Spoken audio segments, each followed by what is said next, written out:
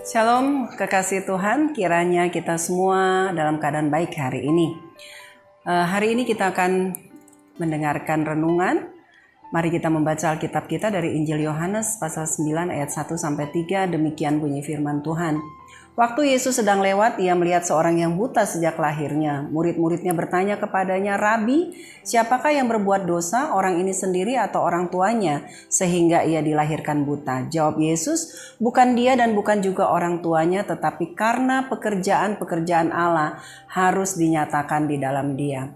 Siapakah yang berbuat dosa? Saudara, pertanyaan ini disampaikan oleh murid-murid Yesus ketika mereka melihat seorang yang buta sejak lahirnya. Rupanya memang ada kecenderungan di masyarakat bahwa ketika terjadi sesuatu yang kurang baik pada seseorang, mungkinkah itu masalah, penyakit, atau penderitaan, maka orang-orang mulai berpikir bahwa penyebabnya pasti karena kesalahan dan dosa. Nah, konsep berpikir seperti ini berbahaya, saudara. Harus dikoreksi karena pandangan yang seperti ini kecenderungannya akan mengarah kepada penghakiman dan tentunya akan melemahkan orang.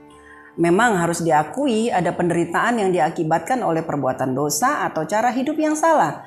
Tapi bukan berarti semua keadaan yang baik yang dialami seseorang harus dihubungkan dengan dosa. Contoh, Ayub.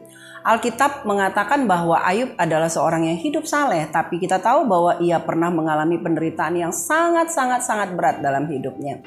Tentu ketika kita mengalami keadaan yang tidak baik, masalah atau penderitaan, kita perlu introspeksi diri. Jika memang kita bersalah, kita harus mohon pengampunan Allah dan mau memperbaiki diri.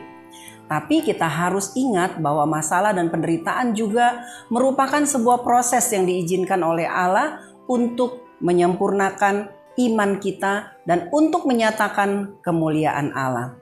Kita bisa belajar dari apa yang dialami oleh Rasul Paulus. 3 kali ia berdoa agar dilepaskan dari penderitaan yang ia sebut dengan duri dalam daging. Tapi Tuhan menjawabnya, "Cukuplah kasih karuniaku bagimu, sebab justru dalam kelemahanlah kuasaku menjadi sempurna." 2 Korintus 12 ayat 9. Saudaraku, mulailah untuk melihat masalah atau kesulitan yang kita alami dari sudut pandang Allah dan bukan dari sudut pandang manusia. Persilakanlah Allah untuk menyatakan kuasa dan kehendaknya dengan sempurna dalam hidup kita. Biarlah hidup kita dipakai untuk menyatakan kemuliaan Allah. Amin. Mari kita berdoa. Bapa di dalam surga, hari ini kami diajarkan Tuhan untuk kami melihat masalah dan penderitaan bukan dari sudut pandang manusia tetapi dari sudut pandang Allah. Tuhan, tolong kami hari ini. Apabila kami ada dalam masalah, dalam penderitaan, biarlah kiranya kami terus berharap kepada Tuhan, menyerahkan hidup kami kepada Tuhan. Kami membuka diri kami seluas-luasnya untuk Allah pakai, untuk menjadi kemuliaan bagi nama Tuhan. Nyatakanlah pekerjaan-pekerjaan-Mu, kuasa-Mu di dalam kehidupan kami. Terima kasih Bapa, terpujilah nama-Mu. Dalam nama Tuhan Yesus kami berdoa, haleluya.